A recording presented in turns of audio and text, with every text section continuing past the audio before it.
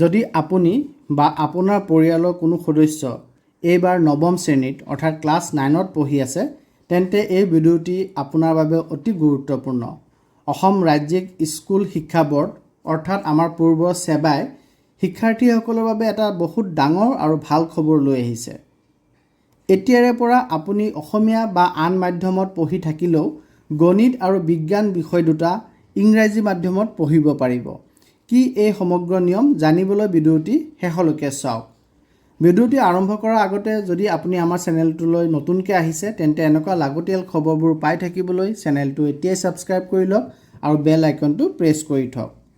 বলক এতিয়া পলম নকৰি মেইন পইণ্টলৈ যাওঁ।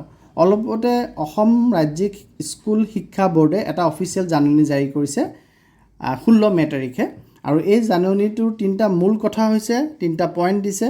প্ৰথম কথা, এতিয়াৰে পৰা নৱম শ্ৰেণীৰ শিক্ষাৰ্থীসকলে ইচ্ছা কৰিলে অৰ্থাৎ ইয়াত কম্পালচৰি নহয়, বাধ্যতামূলক নহয়, যদি তেওঁলোকে ইচ্ছা কৰে তেওঁলোকৰ ইচ্ছা কৰিলে জেনেৰেল মেথছ অৰ্থাৎ সাধাৰণ গণিত আৰু জেনেৰেল ছায়েন্স অৰ্থাৎ সাধাৰণ বিজ্ঞান বিষয় দুটা ইংৰাজী মাধ্যমত ইংলিছ মিডিয়ামত পঢ়িব পাৰিব।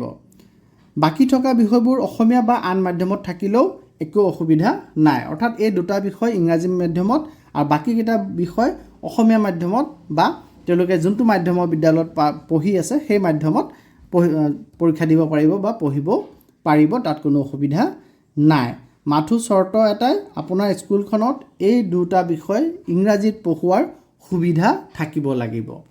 দ্বিতীয় কথা, ৰেজিষ্ট্ৰেশ্যনক লৈ বহুতৰে মনত প্ৰশ্ন উদয় হ'ব পাৰে যে নৱম শ্ৰেণীৰ ৰেজিষ্ট্ৰেশ্যন দেখোন প্ৰায় শেষ হৈছে, এতিয়া মাধ্যম সলনি কৰিলে কিবা প্ৰব্লেম হ'ব নেকি? বৰ্ডে স্পষ্টকৈ কৈ দিছে একো অসুবিধা নহয়, বৰ্তমান ৰেজিষ্ট্ৰেশ্যন কাৰ্ডত কোনো সাল সলনি কৰাৰ প্ৰয়োজন নাই, গতিকে আপোনালোকে চিন্তা কৰিব নালাগে। তৃতীয় কথা, মেট্ৰিক পৰীক্ষাৰ বিষয়ে আছে। যেতিয়া এইসকল শিক্ষাৰ্থীয়ে পৰৱৰ্তী সময়ত অৰ্থাৎ অহা বছৰ SSLC বা মেট্ৰিক পৰীক্ষাত বহিব তেতিয়া তেওঁলোকৰ উত্তৰ বহীসমূহ যাতে সঠিকভাৱে পৰীক্ষা কৰা হয় তাৰ বাবে পৰীক্ষাৰ সময়ত তেওঁলোকৰ বিষয়ভিত্তিক মাধ্যম অৰ্থাৎ ছাবজেক্ট ৱাইজ মিডিয়াম, কোনটো ছাবজেক্ট কোনটো মিডিয়ামত তেওঁলোকে পৰীক্ষা দিব বিচাৰিছে সেইটো সুকীয়াকৈ সংগ্ৰহ কৰা হ'ব সেই মুহূৰ্তত, বৰ্তমান একো কৰিব নালাগে। গতিকে বন্ধু বান্ধৱীসকল, বৰ্ডৰ এই সিদ্ধান্ত সঁচাকৈ আদৰণীয়। ইয়াৰ দ্বাৰা আমাৰ অসমীয়া বা অন্যান্য মাধ্যমৰ ছাত্ৰ ছাত্ৰীসকলে বিজ্ঞান আৰু গণিত বিষয় দুটা ইংৰাজীত পঢ়ি ভৱিষ্যতৰ বাবে নিজকে অধিক প্ৰস্তুত কৰিব পাৰিব। আপুনি বৰ্ডৰ এই সিদ্ধান্তক লৈ কি ভাবে তলত কমেণ্ট কৰি নিশ্চয় জনাব।